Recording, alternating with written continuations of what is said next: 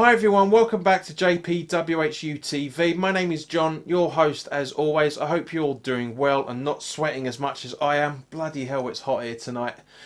This video is sponsored by 3retro.com. Please click the link in the description below that will take you directly through to the West Ham section of their website, where you can purchase retro shirts from the 60s all the way through to the early 2000s, including the 1976 home kit and the 1980 FA Cup final kit, which has inspired this coming season's shirts. There's also Admiral and Umbro track jackets, polo shirts, t-shirts and sweatshirts, so go check those out. Any purchases that you make through the link in the description below, for the first 20 purchases made, the commission that I would get will go directly through to the Isla's Fight part of the Bradley Lowry Foundation. You're not paying any prices any higher than you normally would. They'll just get a little bit of a commission, but as I say, that will be going directly through to that foundation. So please dig deep and start shopping, guys. This video is discussing the update of West Ham stories. I'm not discussing any rumours, but I'm going to take the mick out of one in a moment. But the first thing I want to talk about is the fact that Pedro Obiang, despite what newspapers in Turkey are saying that Obiang's off to Galatasaray and Gary Medel is coming in part of a swap deal, is complete and utter bollocks. Because it's been confirmed, and it was even interviewed on Sky Sports News, if I remember correctly, that he is in Italy having his medical. And if he passes that, he will sign for Sassuolo, I think you pronounced that, for a fee in around about £7 million. Very, very disappointed to see him go, but I can understand why, and I'll tell you why. Is because he's had 116 appearances with us since we purchased him 4 years ago, and he's only scored 3 goals and had 3 assists. So I can understand that he was a massive fringe player last season. So it's going to be a shame to see him go, but at the same point it makes complete football and businessing sense, because at the end of the day it's another few grand off the wage list. Now, with Obiang going, this, for me personally, this is a prime opportunity for the West Ham youngster Josh Colin to step up to the plate.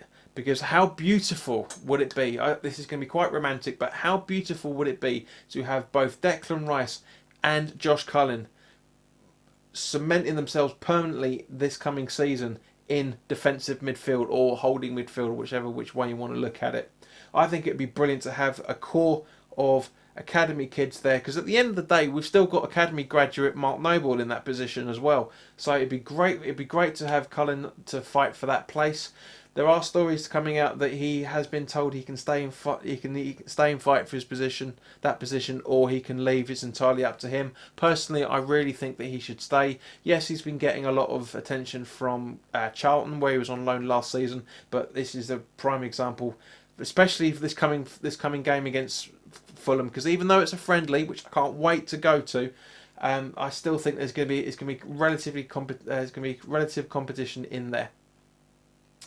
The other thing I want to talk about is also Jordan Hugill that could be leaving as well, albeit depending on what bloody newspaper you're reading, he could be on his way to Preston, he could be on his way to Wigan, he could be on his way to Leeds. Apparently he's been linked with Leeds as well, and also QPR. There's a lot of clubs apparently interested in him, which doesn't surprise me in the slightest, because we've got just over 2 weeks until the window closes, and obviously 2.5 weeks till the league starts. So the deal's meant to be around about, from what I'm understanding, between £7 and £9 million. He's only made 3 appearances for West Ham in the 2 years that we've had him. So I think it's a very, very good idea that he buggers off as quickly as possible. 18 months, I should say, that we've had him. It's a good idea that he buggers off as quickly as possible. Basically, because at the end of the day, he's trying to stay around and dig his heels in. Because at the end of the day, the Championship clubs are bidding 50% of what his wages currently are, so he's not exactly keen on a move, but he may have to be forced in either you're going or we will pay you your remaining 3 years, I think it's 3.5 year contract out, and you can basically just take that payment, which is about 2.5 million I was reading the other day. But yeah, I had a lot of respect for this guy, because he was a token gesture last January, not January just gone, January before, because of all the stuff that we wanted a striker, and there was odds on we were going to get relegated. So it wasn't, but people were saying that it was when we were under Moyes, and as a result, he was brought in as a token gesture. Say you want a striker for the Championship, we got you one, and it didn't work out. So I do feel sorry for the bloke, but those are the options now because of obviously Arnautovic coming in, leaving, and oh God, Alier, or whatever you pronounce it, coming in. Well, I still think we need another striker up front. We definitely need to have reinforcements at left and right back because Zabaleta's off this time next year. Fredericks, we hope and pray he's going to be fully fit. We hope and pray that Creswell and Masuaku are going to be fully fit at the left back position, and also Ben Johnson as well. There's a very, very good fight for that, but I still think we should get rid of Masuaku over Creswell, or either way round. It's difficult to call on that. Other positions, I think personally we're fine. The midfield is looking good, it's looking very strong. In fact, especially with Fornals. Who else? So Alier and also Fornals are meant to be making their debuts at Fulham, so I'll be very interested. I'm really, really interested to see that and actually to see how they get on with the team, and obviously because it's a good way to see, because we've got three friendlies coming up before the end of before the start of the season. So we've got Fulham, and then it's some club over in Berlin, and also obviously of course the Atletico Bilbao game, and then obviously we start off with Man City at home after that as the start of the season. So it's not a bad shout for the moment. I still think as I say, we need left back and right back. Defence were fine, midfield were fine, wingers were more than capable. A little bit overloaded when it comes to wingers, really technically. So I think we need at least another striker or maybe two, but one is at the end of the day, we bought in 4 players, 2 of which were on a freeze. Very low wages in comparison to the goalkeeper that they replaced. And also, again, low wages for midfielder and a striker. So, we have saved 14 to 15 million pounds on the wage bill for this coming season. We made £17.3 million profit in the 17-18 season. When the 18-19 season accounts are published, that will probably be in December again. So when those come out, you'll get a video from me talking about that as well. But it's just interesting that we made £122 million from the Premier League and TV rights deal last season, and yet the amount of profit and wages we've saved is roughly how much we've got available to spend, which is pretty much all of it now. So,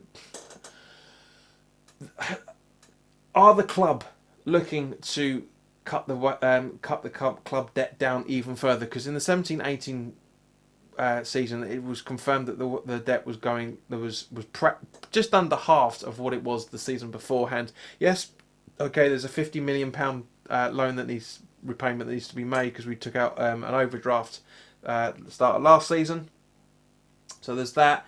But at the end of the day, if the club said, look, we've got this amount of money, but we're setting it aside for paying off the club debt as quickly as possible back to the 2 Davids, and then I'll be fine. I've said it before and I've said it again. I've said it with Gio and I've mentioned it many times. If that's what the club's intentions are doing, then fine. I haven't got an issue with that. What I do have an issue with is being in this bloody hot room because I am sweating like crazy. As a very, very talented musician once said, sweating like a Geordie at a spelling test. So, it's, very, very sweaty. But the good thing is that we've got more money in the kitty from one point of view, because there's been a couple of new deals that have been announced in the last week or so. Today it was confirmed that Ivasi, I think you pronounce that, Ivasi VPN are the new sponsor. And apparently if we click on the link that's on their website, on the West Ham website to take them to them, we get 20% off the access to the package. So I'm not really sure why, but it's good. It's good to get a bit of a fan discount for it. In the same way that you guys will get the link in the description below for 3 Retro. There's also a Dutch isotonic company, OSONYQ, was agreed a deal with us as well last week or so ago. So that's very interesting from that point of view. So there is money available. Obviously, of course, the deal with Socios as well. Now, talking to Socios, A lot of people that I'm very proud to stand against, sorry, stand with, I should say, not stand against, stand with, about the Socios app, have been getting a lot of criticism for praising Socios to give that £500 donation they did recently to, I think it was Isla's Fight or the yeah, it was Isla's Fight. So yeah, I mean, I'm happy with that. My opinion on Socios hasn't changed. I don't think they're a better company for making that donation. Yes, it was fan lip service for them to do such a donation, but can't criticise them. They're trying to get fans on board. So you know, I'm happy that they're able to put money towards a good deal. Sorry, a good cause, I should say. You know, so it's good from that point of view. I'm very, very happy with that. So guys, let me know your thoughts on all these subjects. I mean, do you feel that we should be bringing in more players, or you know, possibly on a loan or free, as it looks very, very unlikely we're going to bring anybody in on a purchase? Are you happy that Obiang's going? Are you happy that Hugill was going? Are you happy that Josh Colin should be given a chance this season, or do you think he hasn't stepped up to the plate yet? Let me know in the comment section below. If you like the video and you feel I deserve it, then by all means click the like button down here. And also please share this content with anybody that you feel may want to watch it. The channel is 42 away from the 900 subscriber mark for the start of this coming season. So thank you to everybody that has been really sticking with me over the last few months and almost coming up to a year now. It's going to be a year this time next month. Sorry, it's going to be 2 years this time next month since I originally started the channel. But it's been a year really since I've been really kicking it up a gear. So apparently I'm in third gear now. But yeah, as I say, thank you very much to everybody that's subscribed. If you're new around here and you like what I'm doing and you want to be part of that collective to get us to the 900 point, then by all means click the subscribe button and also hit the notification bell so you get first notification of all videos and any future podcasts that are coming up as well. So guys, in the meantime, thank you very much for your time. I'm off to get the most coldest shower I can possibly get because I am sweating like crazy, and I'll see you guys very, very soon. As I say, if you're at the Fulham game, come and say hello. It'd be good to see you. All the best now.